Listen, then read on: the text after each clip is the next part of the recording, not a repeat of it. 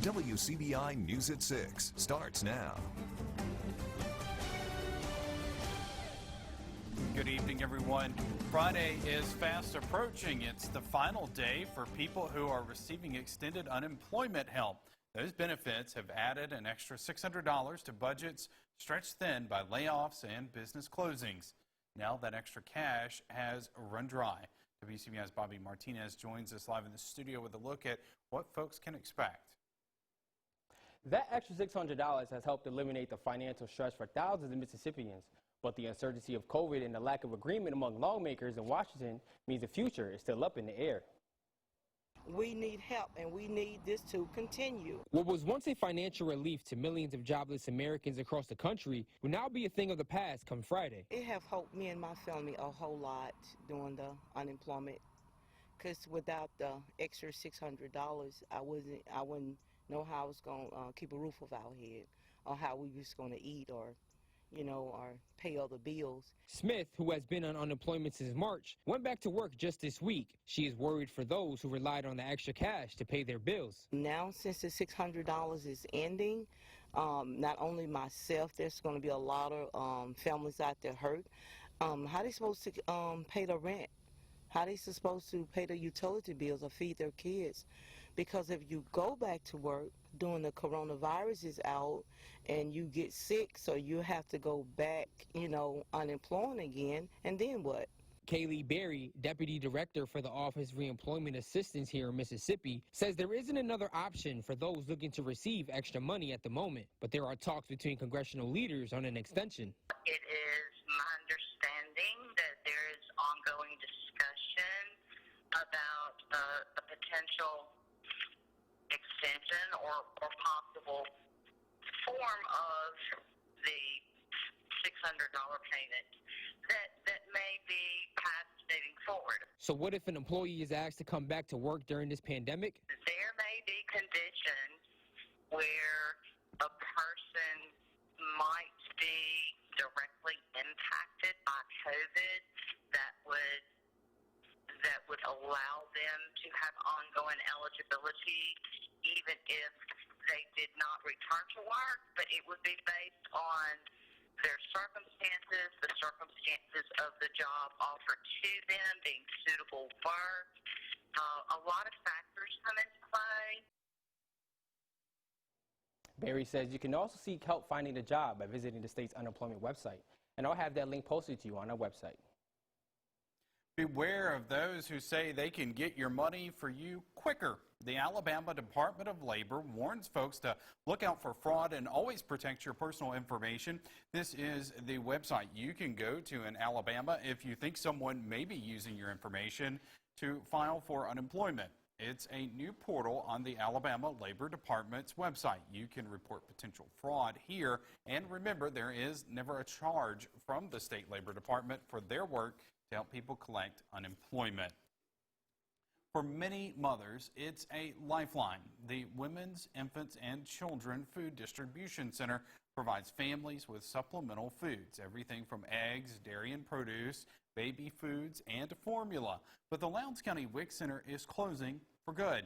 WIC is a subset of the Mississippi State Department of Health and has helped provide families with goods for nearly 5 decades.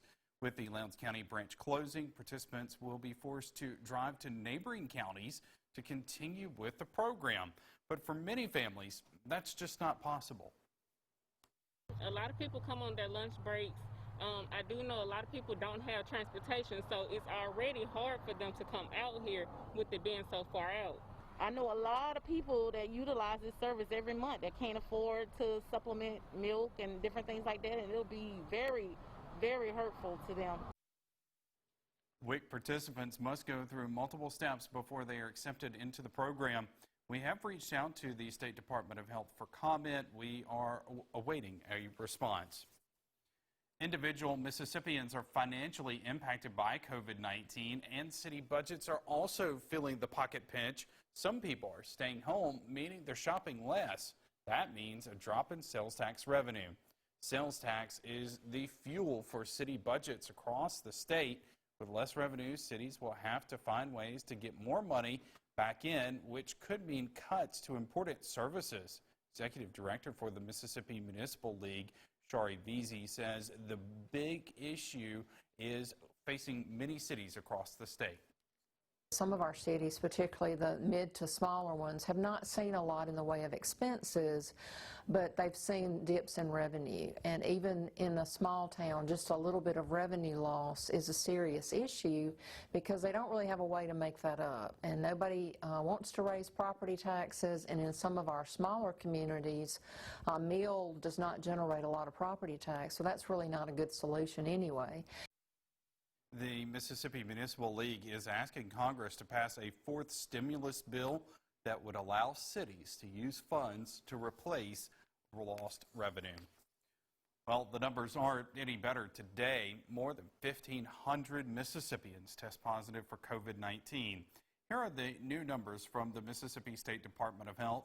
1,505 new cases, along with 20 deaths, are being reported today. Locally, Lowndes County saw the biggest jump with 52 cases.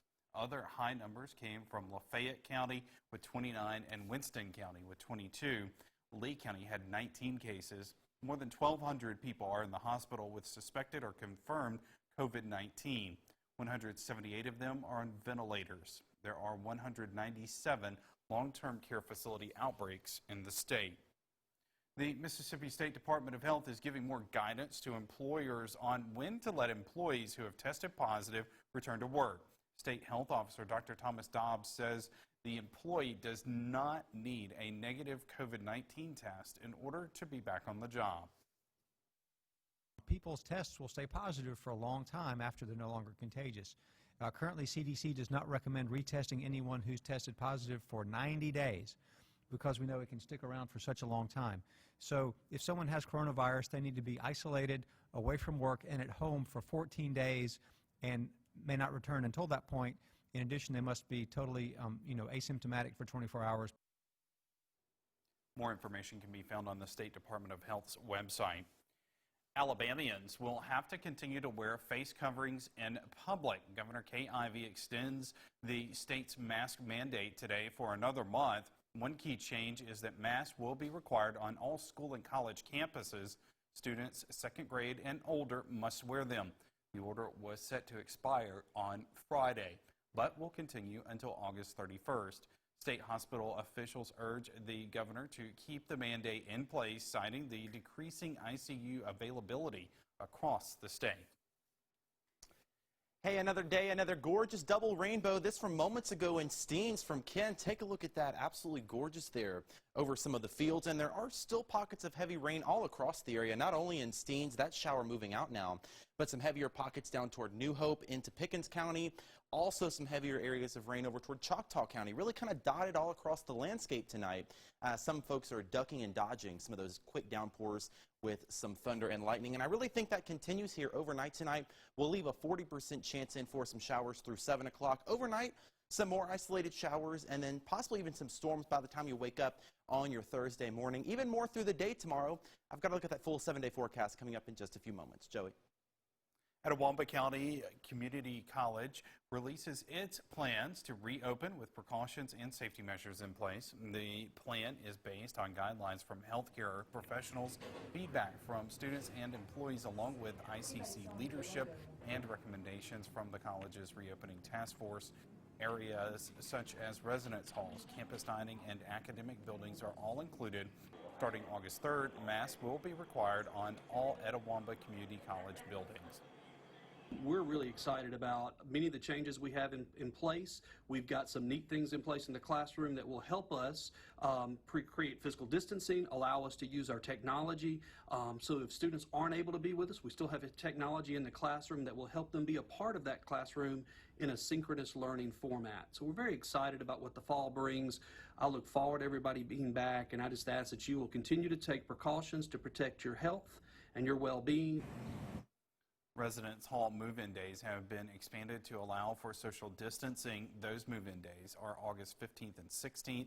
Classes begin on the 17th.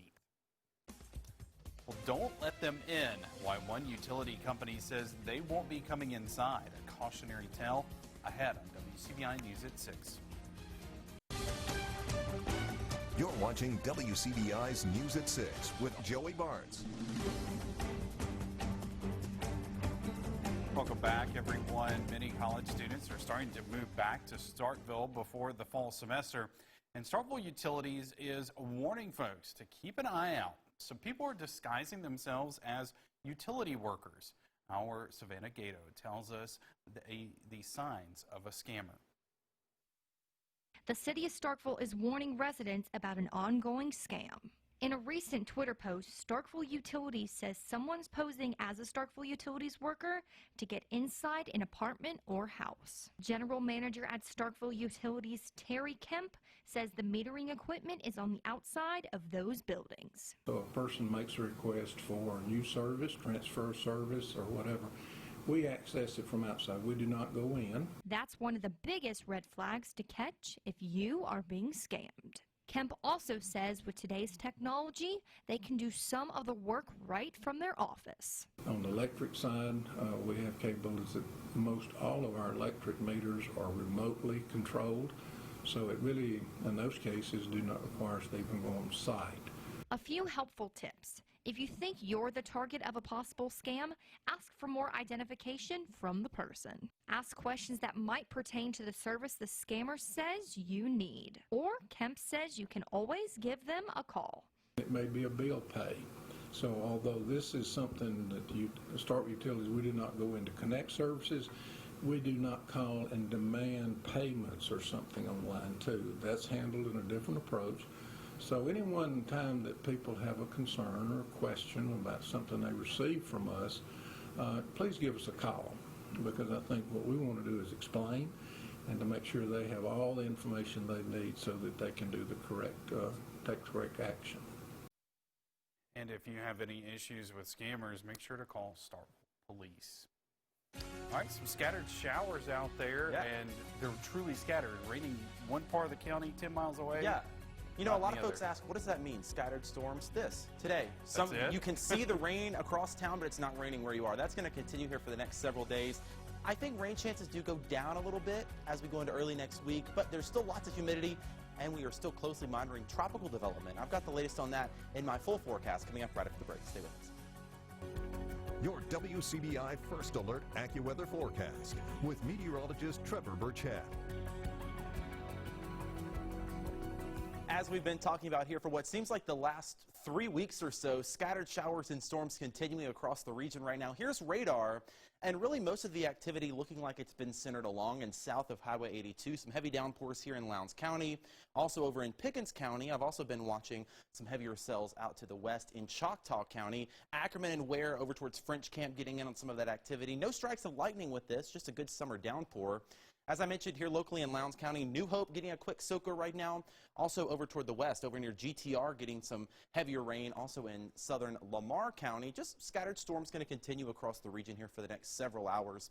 I do want to get you out to the tropics, though. We are still monitoring potential tropical cyclone 9 just to the south of Puerto Rico. And notice how disorganized it looks. That is the reason it has not become a tropical storm yet. The winds are there, 45 miles an hour, but it's still looking very disorganized, and it's having a hard time gathering itself up. And you might be wondering, what does this mean, this potential tropical cyclone? This is actually something new from a couple of years ago. This is basically saying there's something that we're watching. It's still trying to get its act together. It's not quite there yet, but it could become a tropical storm or hurricane. So that's exactly what that is. When you see PTC or potential tropical cyclone, just saying it's an area we're monitoring. Now, we do still think this thing is going to become tropical storm Isaias here probably by 10 o'clock tonight, if not tomorrow, and then come over Hispaniola, Cuba, and possibly make its way toward Florida.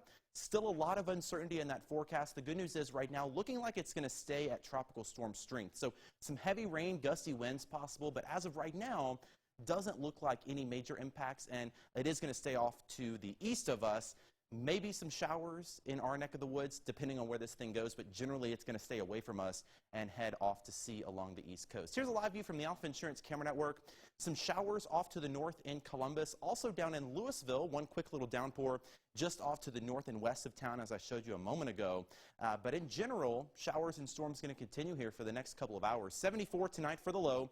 We'll leave in a slight chance overnight tonight as well, but once again, tomorrow we do it all over again. waking up to the chance of some showers and storms. Those chances rise through the day. 60% chance of rain by the afternoon hours tomorrow. Highs getting up close to 90. And so basically just like we saw today, more chances for showers and storms continuing. Storms off to the west right now, I think those actually dissipate. Again, very isolated showers and storms tonight. Not everybody sees rain. Tomorrow morning, though, 6 a.m., some showers already lighting up the radar, and then possibly some heavier storms moving off to the north near Tupelo by the afternoon hours, maybe some gusty winds and heavy rain associated with those. Looking like right now those clear out, though, as we get into the evening hours. Here's a look at that Accuweather 7-day forecast. We leave a pretty good chance for showers and storms in here through the weekend. After that, rain doesn't completely go away, but more of the pop-up variety of storms. Highs staying close to 90, overnight lows near 70. All right, thanks, Trevor. The high school football tour heads to West Point to check in with the Oak Hill Academy Raiders. See the preview next in sports. Your WCBI Sports with Courtney Robb is brought to you by your local Ford dealers. Go further.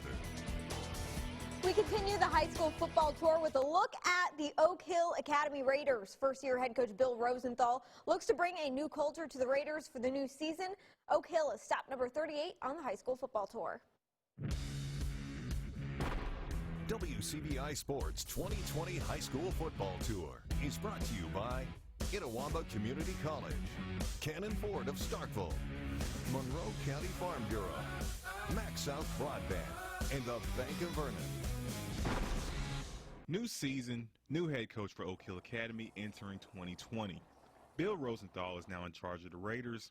Rosenthal is familiar with the team since he's been with the program the last 3 years. Now as head coach, he's prioritizing a sense of urgency to get the team back on track. We got red lines everywhere. When you cross the red line, you don't walk. You're on the jog, you're on the move.